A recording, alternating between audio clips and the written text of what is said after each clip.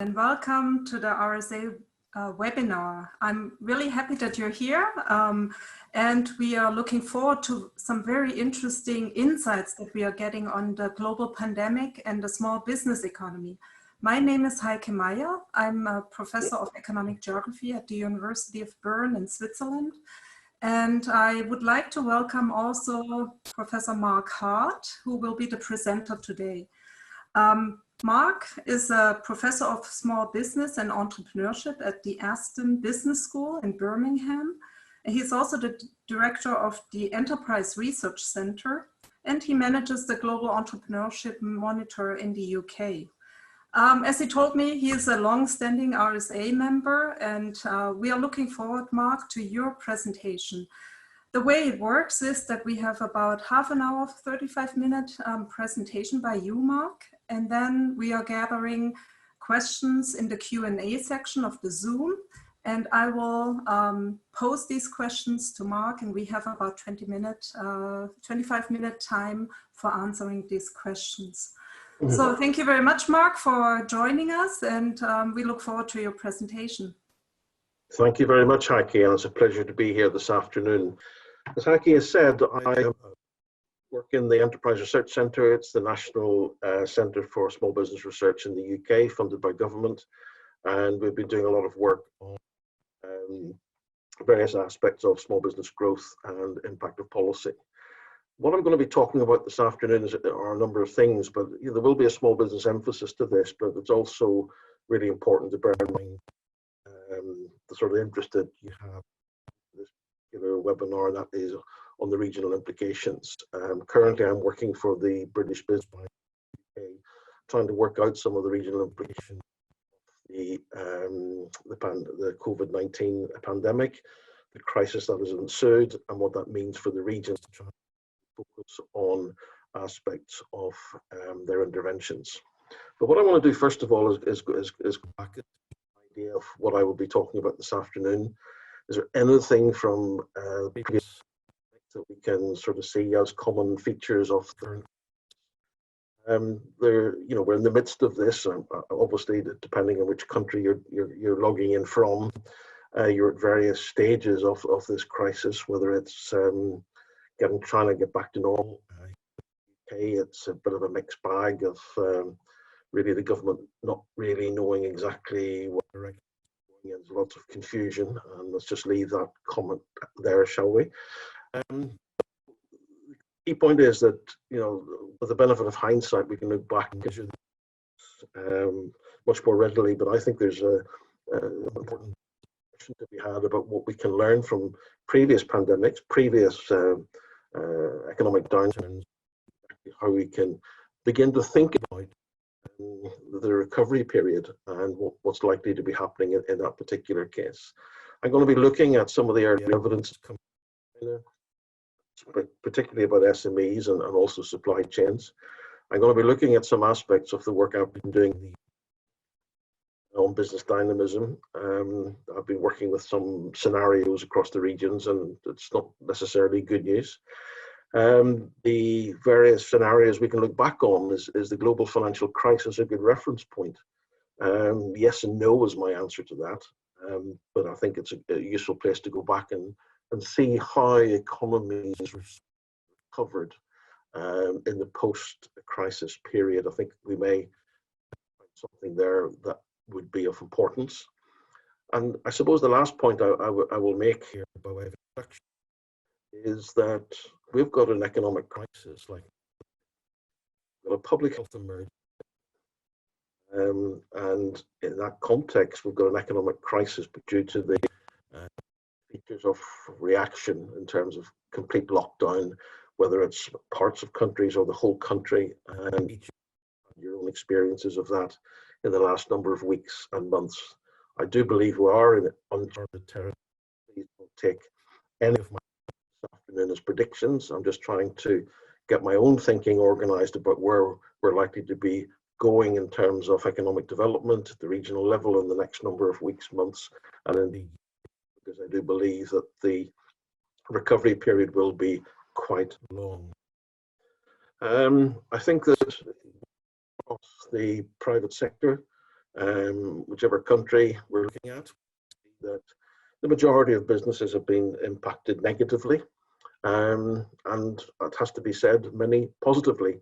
I do a series of podcasts with small businesses at my university, number of, 6 weeks. And what I'm picking up on is, yes, the negativity, the problems that business owners and their management teams are having, but also the entrepreneurial mindset is kicking in many cases in terms of pivoting businesses toward innovation of business model, actually taking advantage of some of the demand opportunities, particularly in the health sector is one example of that. In terms of the disruption of supply chains, smaller agile businesses beginning to react to opportunities in the marketplace. So negative, but nevertheless, the sort of formal structures and the way in which society was organized months ago or 6 months ago has completely changed. There are some generalities. I'm not sure I throw them out as what we think is likely to happen. Larger firms have more financial resources, better able to survive small businesses, really. I think some would have news across Europe and in the States in particular, which is not necessarily the case. They seem to be first in the queue in terms of whether it's airlines, whether it's hotel chains, or other leading brands that we're familiar with. So I think that maybe the issue is that they haven't got significant financial resources, but they are seeing their business model being put into hibernation for maybe years. I mean, if we look at some of the messaging coming out of the airline sector, see that we're predicting travel patterns perhaps some sort of normality in 2023. Now, of course, that has across the world in terms of those regions, those local regions as well as national regions, which are geared up towards the tourist sector. So we're looking at massive exposure of those areas as a result of, as individuals, thinking about what it is we want to be doing in terms of vacations. The view that small businesses are more exposed to events, but as I've just said, maybe they're in the midst of a crisis to pivot towards more alternative ways in which they can reach their marketplace, different channels, etc. In the early decades of the 21st century is partial of that, which again makes it a different, difficulty to learn from previous pandemics. I think what is true is that, as you'll see later in the presentation, there are a number of already disappeared from the marketplace, and I think there's been a huge impact on the functioning of all of us as a result of the turbulence that we see in the marketplace.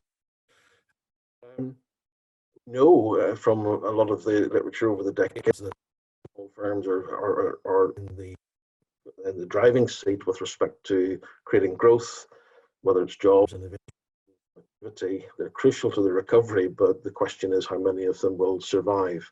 Many of these businesses, I can see from the data here in the UK, they're already beginning to close down, to be mothballed, to move into hibernation.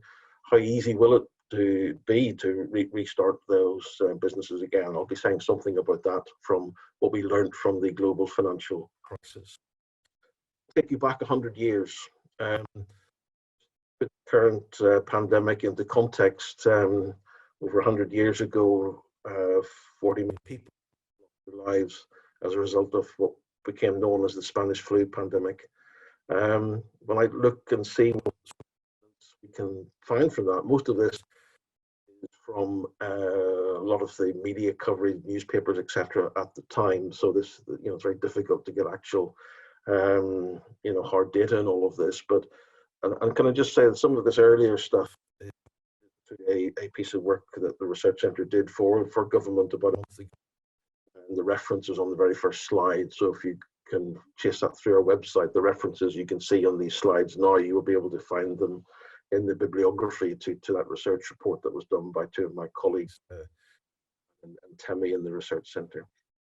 But you can see here that, again, of what we can see happening in the US today, about the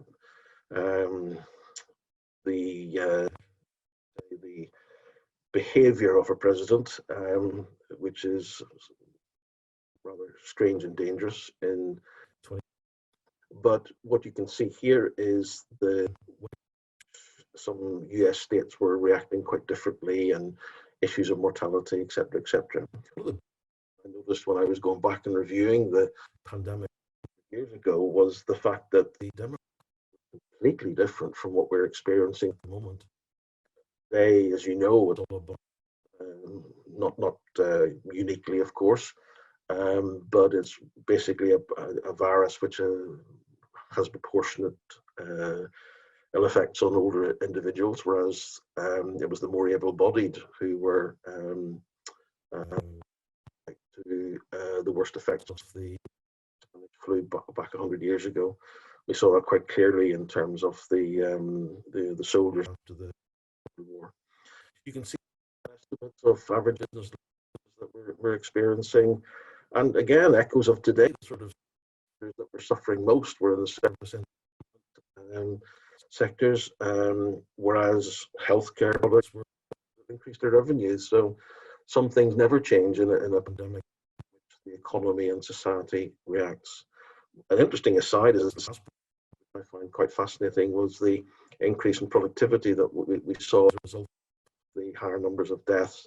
And again, because of the demographic, you can see that that makes perfect sense in terms of increasing less workers in these businesses, etc., etc., and meant there was higher output per worker and higher incomes as a result.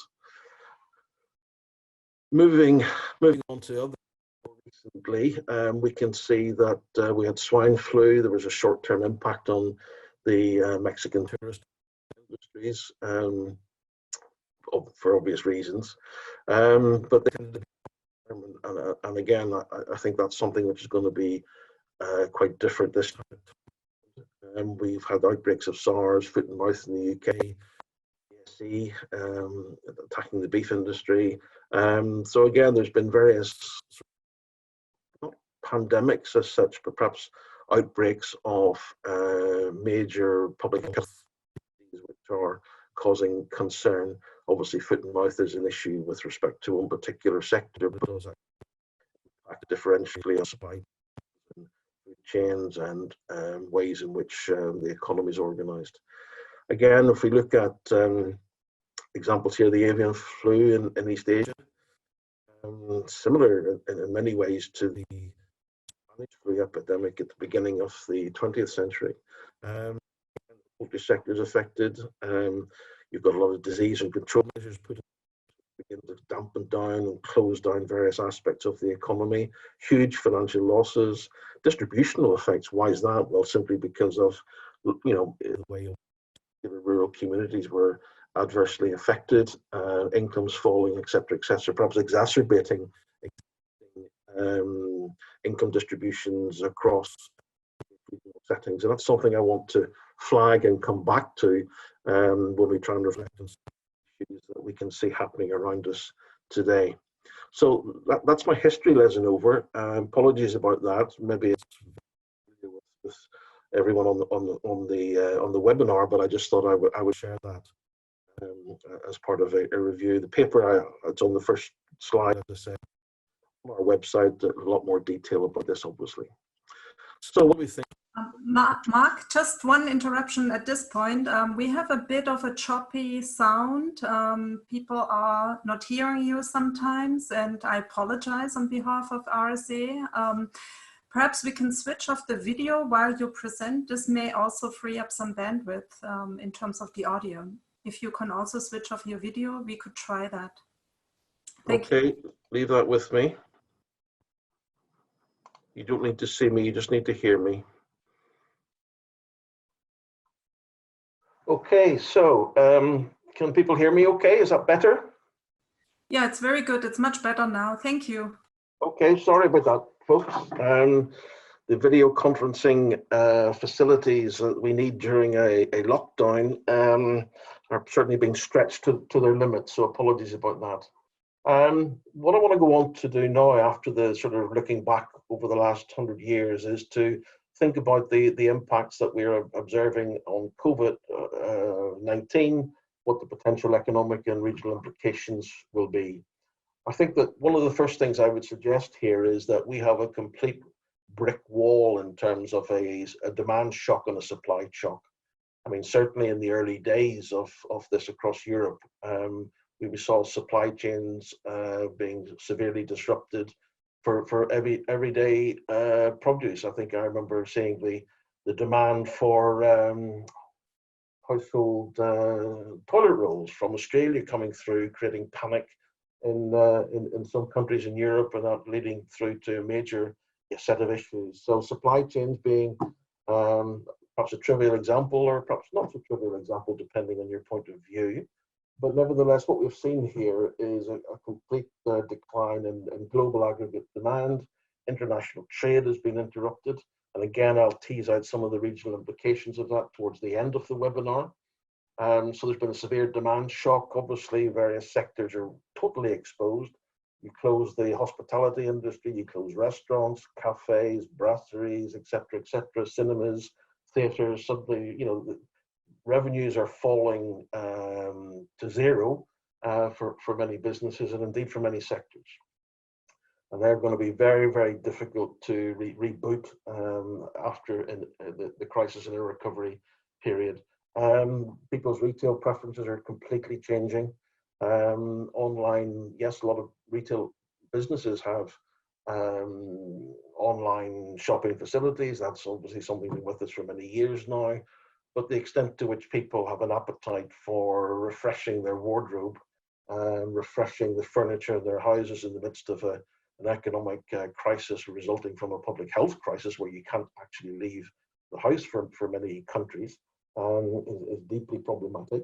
And we've seen some of that coming through in a lot of the retail data that's emerging on a weekly and monthly basis, and not just in the UK, but across the US and across Europe, which I'm more familiar with.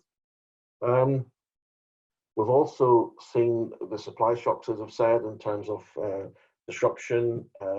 People who are shielding is the phrase we use here in the UK, in terms of households some have symptoms, therefore they isolate for 7 to 14 days, and this has an impact on in the early days before lockdown here in the 23rd of March in the UK, with respect to the number of people going to work, driving lorries, actually, you know, making the logistics sector actually function in terms of getting produce from A to B.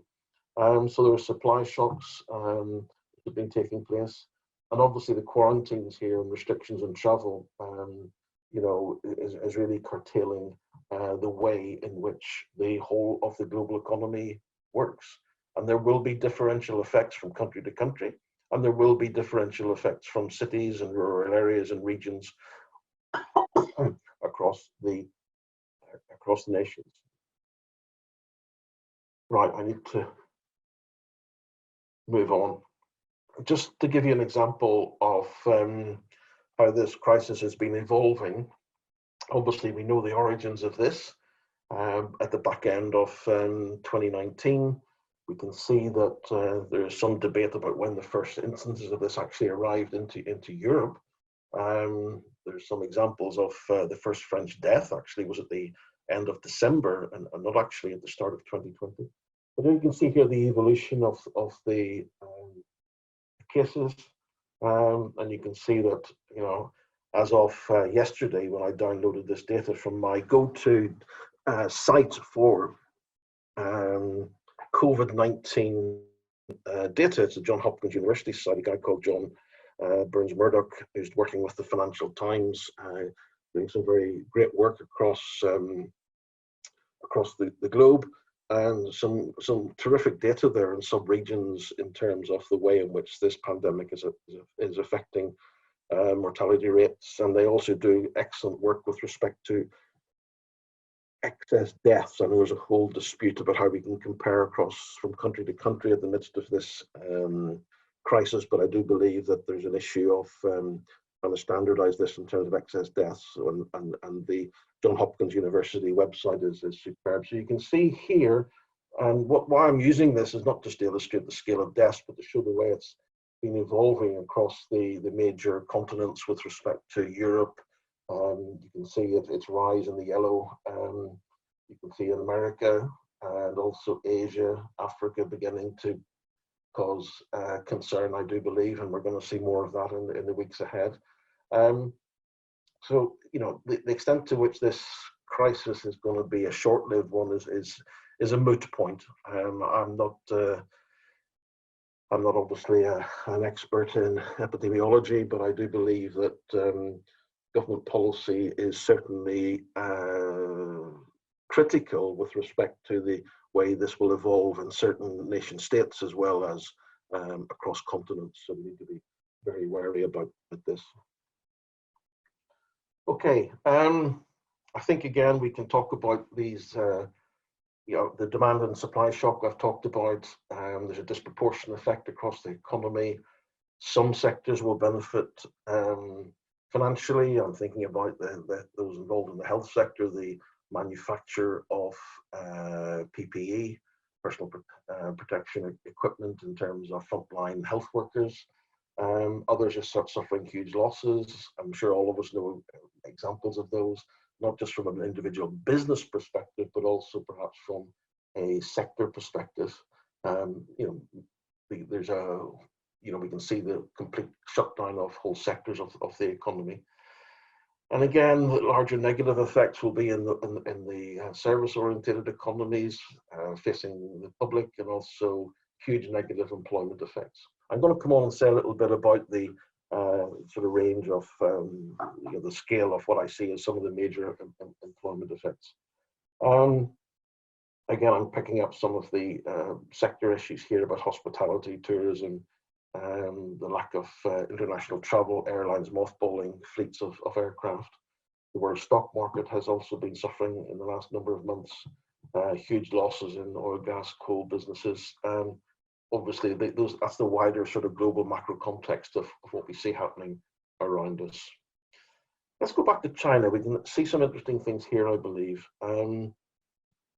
Obviously, we can see the huge effects on the Chinese economy. The Chinese New Year, I believe, is when most people began to realise that something was clearly amiss, and certainly from a sort of Western European perspective, as you know, given the interconnectivity of many of our societies, and indeed in the university sector, with our students, you know, beginning to think about, well, do I return to China for the New Year? Do I stay where I am?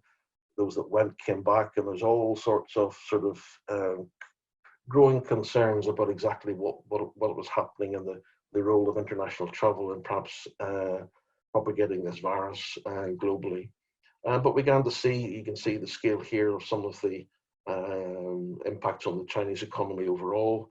You can see again in this third bullet point, the sort of businesses and sectors you're more likely to be experiencing the negative effects of the virus. And you know, this is clear across all our economies. So it's really a question, if you think about where I'm going with this, the extent to which you know, all of these activities, they exist in large cities, yes, but also in a smaller urban rural setting they exist, and depends where these regions have disproportionate concentrations of these industries, and I'm going to pick up on one or two shortly. You can see that they're having major effects. So what was happening in China, we can see is just being displaced across all the countries where the virus arrives, and governments react to the increase of cases in the national territory. They lock down, they try and contain, they do whatever they need to do, and there's obviously different you know, government experiences across the globe and all of that. But you know, the effects are broadly the same. Some survey work, and again, this is ongoing as we speak in terms of the, you know, early work in February. And these figures, actually, I can see them replicated across many surveys that are being done here in the UK, in the US, and in Germany, and in France. The scale of businesses that see their revenues falling almost to zero in many cases. The actual problem seems to be this cliff edge of about 3 months, whereby government has to act to keep them going for 3 months, and then what? You know, companies are running out of cash, and one of the problems we've got is that it's all very well for government saying, okay, you know, Germany was a mixture of grants and 100% guaranteed loans. The UK has belatedly caught up with that a little bit. Each country's reacted in their own way, but to actually encourage firms to, you know, take more debt into their business with revenues at almost zero, if not definitely zero, I think is problematic in the medium term. So we need to be quite careful about that. Cash is the problem here. And obviously the extent to which, again, what businesses is this happening to? It's, you know, the points I've made from earlier pandemics, and in particular what's happening in China. That's what's we can see happening around us, and therefore, you know, the extent to which they are, you know, all economies are being affected, but the extent to which some are more affected is really an issue about their industrial sectoral distribution at a particular time. So we know from China that cash is the problem. That's the problem, nothing different there from across the world. And again, looking at the firm-specific impacts, there's a number of firms have yet to resume production. So as the crisis in China has, you know, sort of ameliorated, what we can see here, it's taking time for businesses to bounce back. So there's a lot of talk about, yes, most economies will be in formal recession, even if the data hasn't caught up with that. The issue will be, you know, is it a V-shaped recession, a sharp fall to almost, you know, nothing happening in the economy? I mean, here in the UK, we're predicting, you know, GDP to fall by about 35% in this quarter. So that means that, you know, the economy is just falling apart. But the prediction is, well, it'll just bounce back again in the third quarter. I'm not so sure that's the case. And again, you can see the evidence from China suggesting that it may take a lot longer before that actually manifests itself. Many have yet to get back up to running in a time frame which is necessary. So it's economic stagnation where we can observe a little bit in China. And obviously, you know, it's not just about resumption, it's about how many have disappeared from the marketplace. And I think that's something which we'll come on to shortly. Supply chains, well, look, this, you know, we know how critical China is in terms of the global supply chains. You know, here's some data at the beginning of the slide in terms of, you know, what's being produced in China. And if you think about our consumption patterns, whether it's, you know, the sort of goods that are being shipped into many European and American economies, you can see that, you know, that disruption was actually quite critical before we even began to suffer, if you like, our own domestic effects of COVID-19. And obviously, we know from many sectors, the automotive sector, the textile sector, there's you know, intricate global supply chains, and if you take one key actor out of all of that, then you're going to transmit economic problems quite rapidly across the whole of the global economy. And that's my point in number 3. So supply chains get severely disrupted during the pandemic, we know that.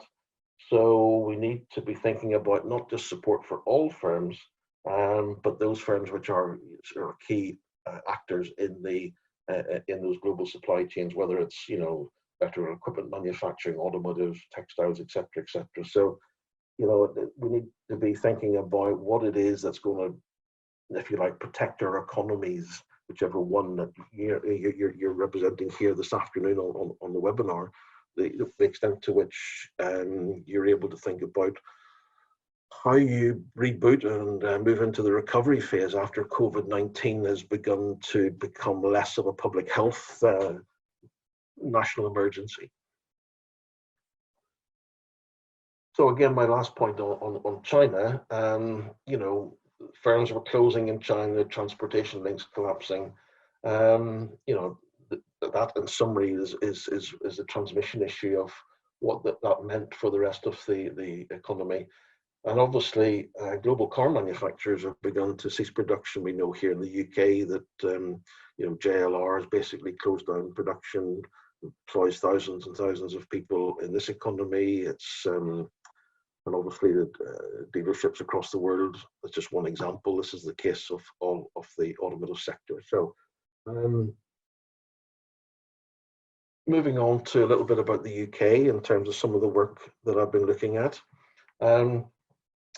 Very briefly, what I've been able to observe is that when we compare March 2020 to March 2019, there has been an increase of company dissolutions by about 70%. There's an additional, it's a bit like excess deaths in the mortality data related to the virus. We have an additional 22,000 dissolutions in the month of March 2020 compared to the same month last year. Incorporations are falling, but not to the same extent.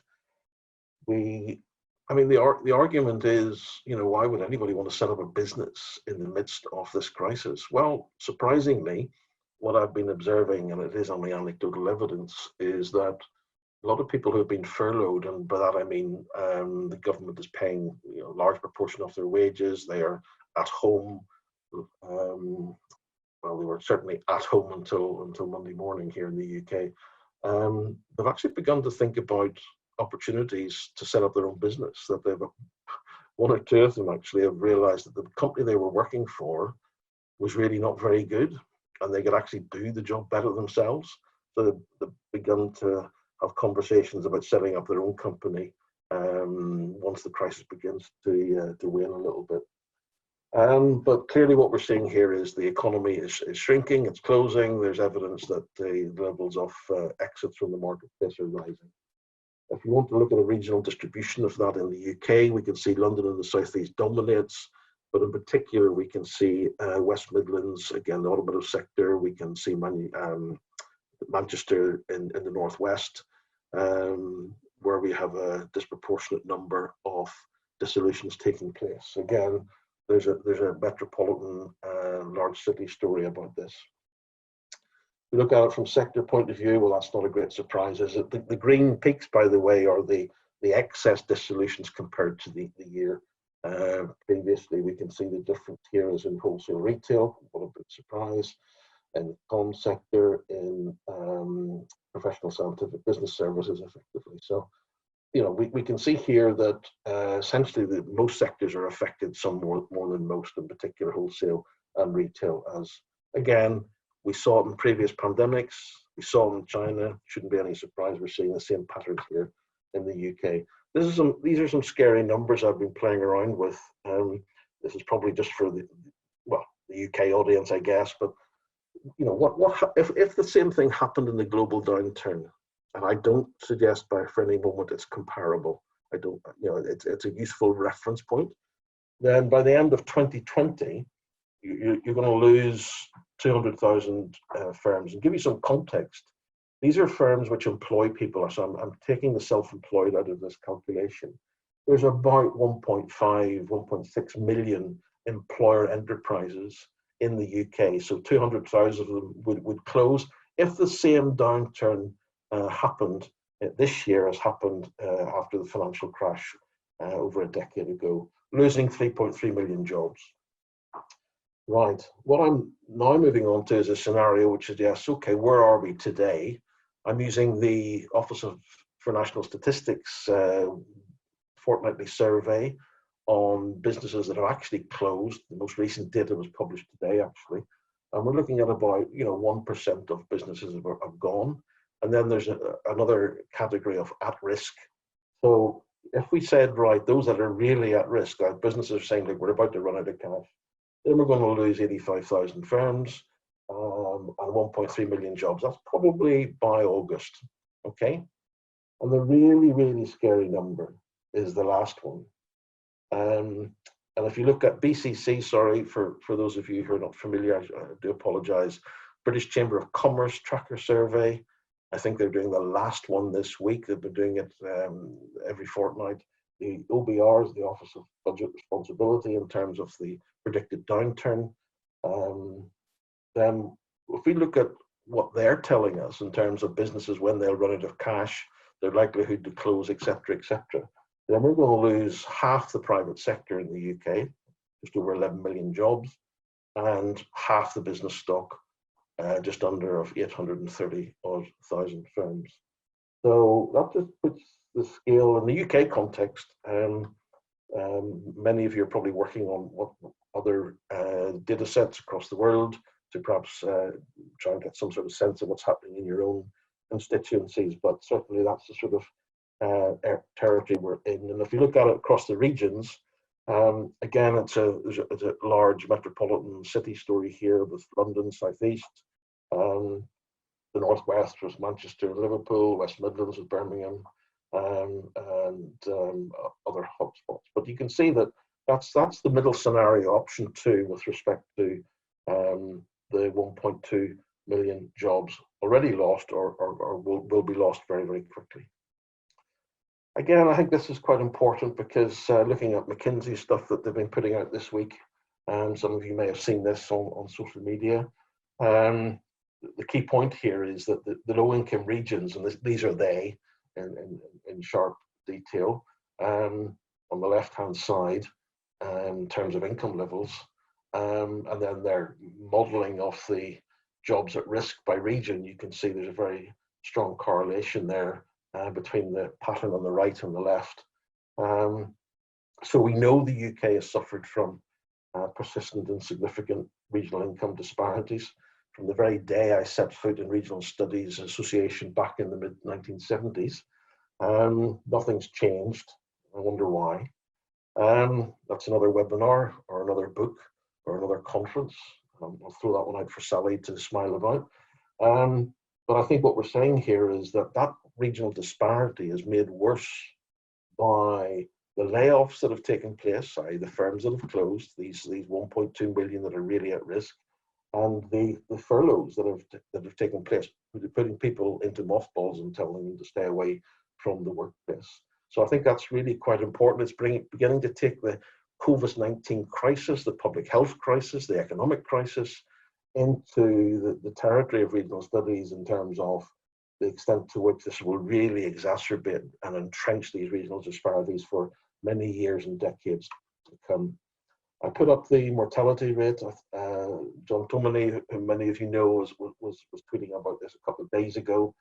And, you know, it's just again, to make the point that there is an interesting association, let's just leave that word hanging there, shall we, between the darkly shaded areas, which are the cases per 100,000 population, and what we in the UK or England used to the old industrial regions of England in terms of the Northwest, the Northeast, the Midlands in particular, and parts of South Yorkshire.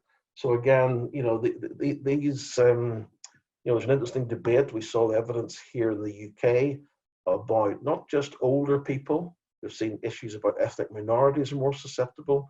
We've had issues about people in low incomes more susceptible to the COVID-19 virus in terms of their likelihood to die as a result of catching the virus. So again, you know, these are important considerations for this community as we go forward. Very briefly, and I'm conscious of time, I just want to go through GFC, give us some encouragement. I work in the Global Entrepreneurship Monitor project. Here we see what happened in the GFC, which is the grey band in the middle of this diagram. And look at the UK figure. We saw a fall in people who see there are good opportunities to start a business. It collapsed in Spain. It rose a little bit in the US, and also in terms of the Netherlands, it was pretty flat. And I think the issue there is that even in the midst of a crisis, there are certain societies, communities, you know, individuals who see opportunities everywhere. Perhaps some of you aren't surprised by that from the US perspective. I think that from the Netherlands point of view, I talked to some of my colleagues there, and they see this more as to do with even in the crisis. You know, there was people still felt that the economy was not doing as bad as other economies, perhaps, and there were still good opportunities to start a business. Many people intended, well, clearly we can see here, US, UK, collapse of people who were planning to set up.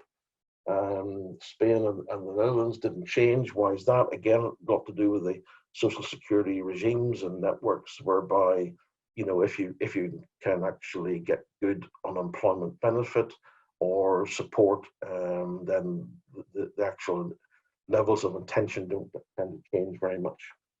Different perhaps in the UK and certainly in the US. This is encouraging where we see that, and can I just sort of, if I go back, what you can see, the intention to set up bounced back vigorously after the recession. So again, yes, we had the dampening, but even in those countries where it didn't change, we've seen rapid rises post-recession, where people decided, and a lot of research has been done on this, the extent to which we were exposed, the banks let us down, we will never be in that position again. I will look after my own individual or household financial independence. And I think that's how we explain those sharp rises afterwards. Necessity entrepreneurship, obviously this is, you know, there's a big debate about what sort of startups do we want. That's a webinar in its own right. And again, it's about innovation-driven startups or out of necessity, no other alternatives for a wage in the labour market. So we need to be very careful what a recession actually produces. So this, my point earlier about perhaps furloughed workers saying it was a good opportunity to, you know, I'm not going to work for a boss anymore, I'm going to actually go out and set up my own. You know, we need to be worried about where government support comes into play in that. Young startups coming to the end, folks, you'll be pleased to hear. These are critical, as I said earlier, for you know, the growth of economies in good times. And what we saw here in the financial crisis was a collapse of young, small companies. This is the sort of 2008-9 period. But the encouraging point is that after the dip, they came bouncing back. And analysis, this is the OECD Dynamism project, and continued beyond the 2010-11 point for a couple of countries, and we can see that they've continued to grow very rapidly post-recession. And also, just as an aside, a piece of work I did a few years back, tracking a group of startups from 1998 in the UK over 15 years. 1 in 5 of them, so these are a group of survivors, they started very small in 98, they survived to 2015, they had their fastest growth period in the midst of the global financial crisis. And again, it's not all negative out there. There are people, there are management teams, entrepreneurs who can begin to drive their business. I was doing a podcast with a business last week who has grown their predicted annual turnover this year from 2 million to almost 5 million. You'd be hardly surprised to learn it's in the soap business, the organic soap and sanitizing business. Okay, again, just an example of what happened. I'm going to leave that point, I'm conscious of time. Collapsing of births, rising of deaths. Right, we learned that intention bounces back, young firms bounce back, so perhaps all's not doom and gloom. The question now is, how many of our companies are we prepared to fund to keep alive, to reboot after the crisis begins to diminish from a public health point of view, and therefore the economy can begin to, you know, we can get back to some sort of activity. Normal is a word I'm not going to use terribly much, but nevertheless, the evidence from previous major recessions is there is a bounce back. The regional effects, the bounce back will be more pronounced where there's a preponderance of these innovation-driven economies, and there's a high correlation there with populations of education, immigrants and migrants, actually, which again touches a wide literature which has been well trodden in Regional Studies Association publications, the journal and conferences over many decades. And this is my final slide. Let's think about this in terms of the business base will have been seriously affected, and you've probably got that point now very clearly. Large metropolitan areas are suffering more from higher mortality. The knock-on effects is that those are the areas which will perhaps be in lockdown or some sort of quarantine longer. So that's how well they come out of that. And then these last 3 points I think are really important. Regions with key sectors like automotive tied into global supply chains will be impacted disproportionately. The Asian garment manufacturers, factory closures, supply chain disruption, collapse of demand. just-in-time manufacturing processes, have actually intensified the impact across the globe. Regions with an over-reliance on travel, tourism, hospitality will suffer disproportionately. We can think of the Asia-Pacific regions there, which I think are really in the firing line. And I think the last point's really very, very important.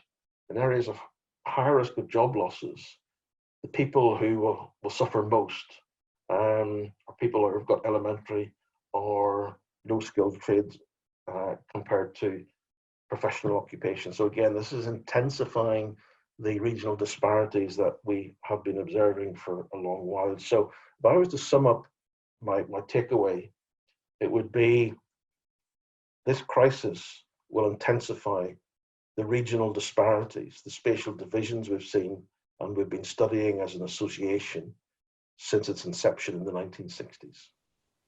And on that note, Heike, I'll finish. Thank you very much, Mark. Perhaps you can stop sharing your screen and switch on the video. Yes, it'd be nice to see you all again. Yes. Thank you very much for these fascinating insights, also for these insights that make us think about the economic future. I think here in Switzerland, we have now about 2 million people on short-time work. The watch industry you had on the slide is experiencing a You're from Switzerland, so yes, obviously that you're familiar with the example.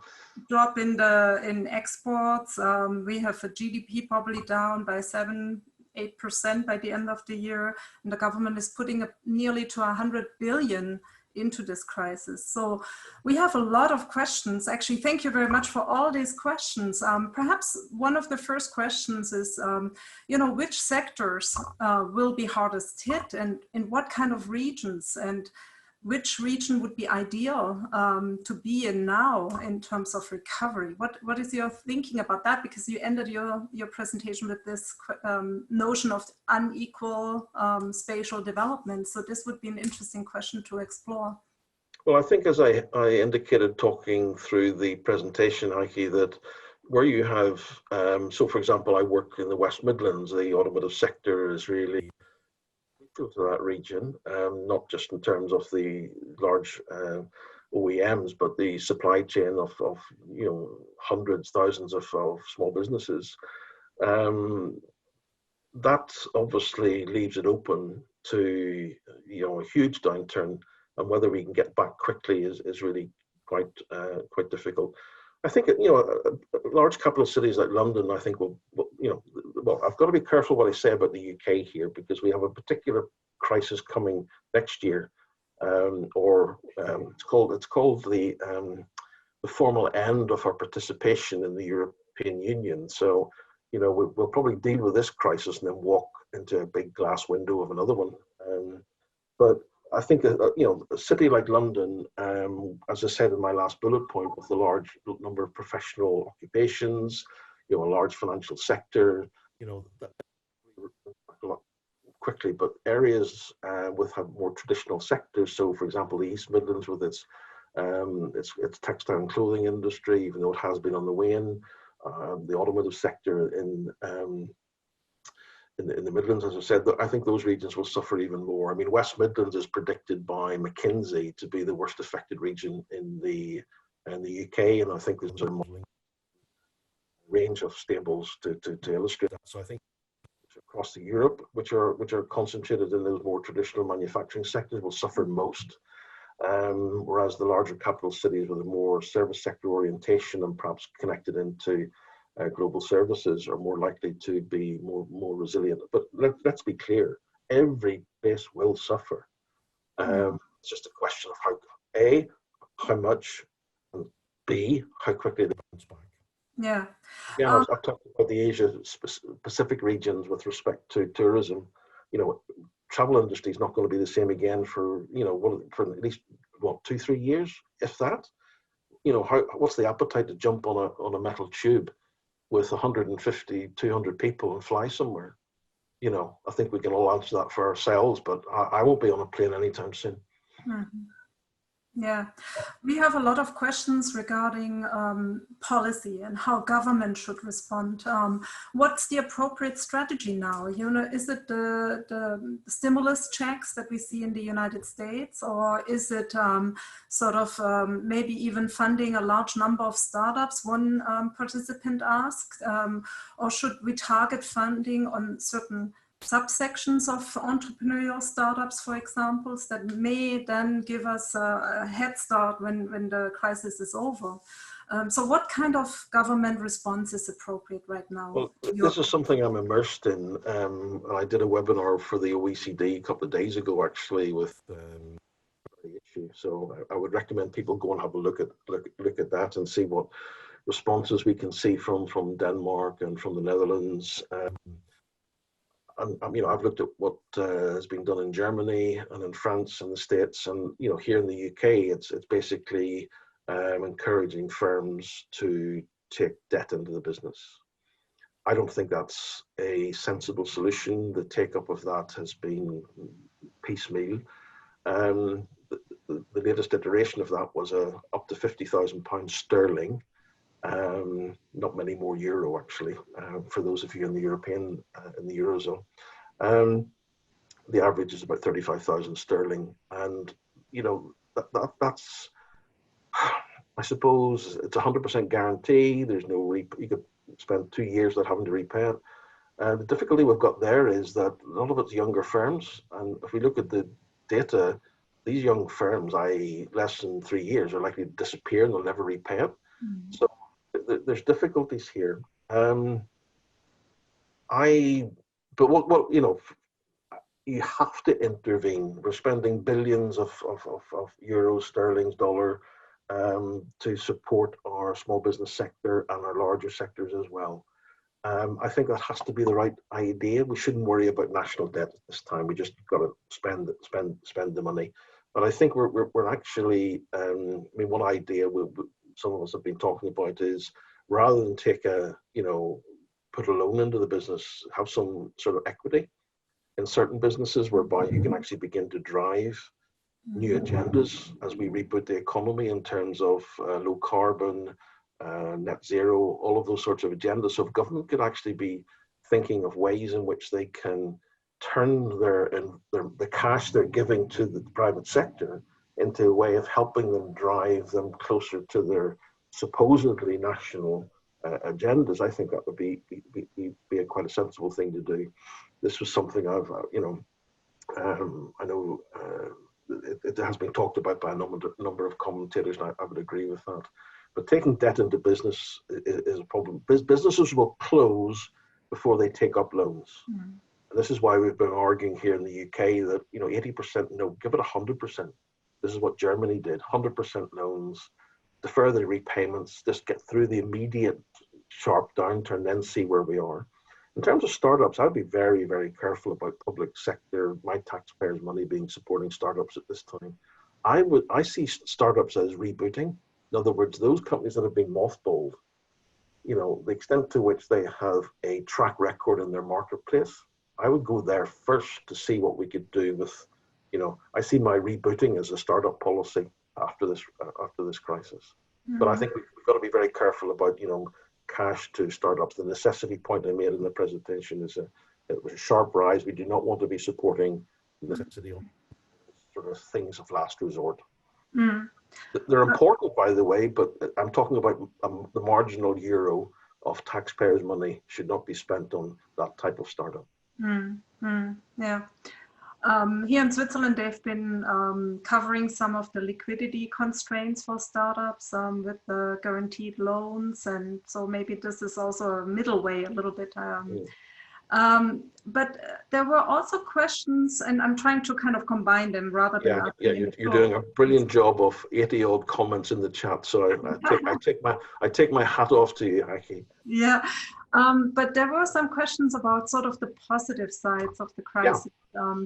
So why not use it as a way to push us forward towards a more sustainable economy, yes, where we may not put so much emphasis on growth and bouncing back to the normal, Also, the other side of it might be that we could push some of the trends that we are seeing, for example, in Industry 4.0, digitalization, relocalization of supply chains, or localization more. So in here in Switzerland, people have been saying that they are buying more local now, more organic, you know, things like that.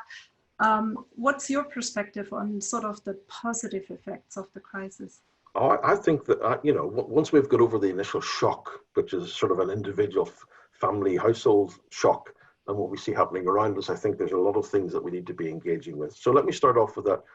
You know, we've seen now that global supply chains are easily disrupted. And when you have a pandemic like this, it is a sudden supply shock. You know, just there's nothing there.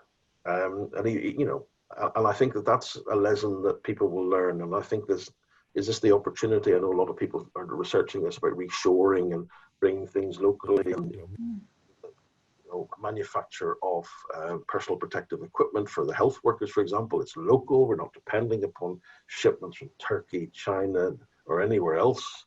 So we become a bit more not insular. Let's be careful. Not nationalistic in our way of our economy, but just be sensible. You know, in terms of to the well-being of society as well as local economy. So I think that there'll be a shift against that. In terms of the point you're making about sustainability, I think that's really spot on. I do a lot of work with social enterprises, and again, they've been mostly ignored in terms of a lot of the support, because a lot of social enterprises doing great work, they have other objectives rather than growth. But if they go to the bank for support, they will say, well, you weren't really a going concern last year. Why do you need an intervention? But that's a misunderstanding of what social enterprises do. They are for profit, don't get me wrong. But what I'm saying is that they have no cash in the bank, the way perhaps because they're recycling those profits back into various aspects of social environmental impact, and therefore they don't have huge cash reserves. So again, you know, they operate slightly differently. So I think we have an opportunity now to drive agendas. This is the point I was making earlier about rather than giving a loan, encouraging debt, getting, and I know this may seem to be an anathema to those who want to leave the private sector and let the market sort it out. Well, I think the agendas that you've raised, Heike, are more important than you know, just letting the market sort it out. I think we've shown the market doesn't sort it out. It doesn't sort out regional disparities. It doesn't sort out the agendas on climate change, etc., etc. But I think if you had government taking a bit of equity in these companies, they can say, okay, to help you reboot after the crisis, we will, you will actually have access to a range of investments. And again, we can get angel investors, we can get the venture capital sector involved in this as well. Sort of spreading the risk a little bit, because I don't want my taxpayers' money to be at risk. But encouraging firms who to actually go the extra yard in terms of, you know, adoption of digital technologies, they for reduce their carbon footprint, etc., etc., etc. So I think there's an opportunity here, but at the moment I think governments are in crisis. They're not thinking medium term. But you know, I think there's a lot that we can do to drive forward to help achieve our objectives globally. In terms of the Paris Agreement and stuff like that, we need to get serious about this. Perhaps this crisis is the one thing that's brought it to the forefront of people's minds to say, right, now is the time to do something. And if we localize or devolve cash, budgets, the local level, whether it's a super region or whether it's a local authority and whatever guise it is across the world, then I think a lot can be done out of this. So for that reason, I do have a smile on my face. Yeah, I think we are at the end of our time. It's at the hour. You've made a very interesting, very insightful presentation. Thank you very much, Mark, for that. And thank you all for participating. We've had people from around the world. Thank you for submitting your questions. I would like to point you to the Regional Studies Association grant funding options, the new grant scheme that would fund research on this topic. I think it's there's so many relevant questions. And I believe this talk will be online, so you can follow it. And perhaps, Mark, you could point us to the papers that you mentioned, whether they are also online. In my last slide, Heike, there is the website, the paper I referred to on the very first slide is where all those references I've used will be found. So it's on our website. You can download it and chase up those references if you wish. Okay, thank you very much, Mark. Pleasure to talk to you. Thank you so much for your time. And my email's on the last slide. If you want to annoy me, I am available to be annoyed. Thank you so much. Yeah, thank you, and stay safe, everybody, and healthy. Bye-bye.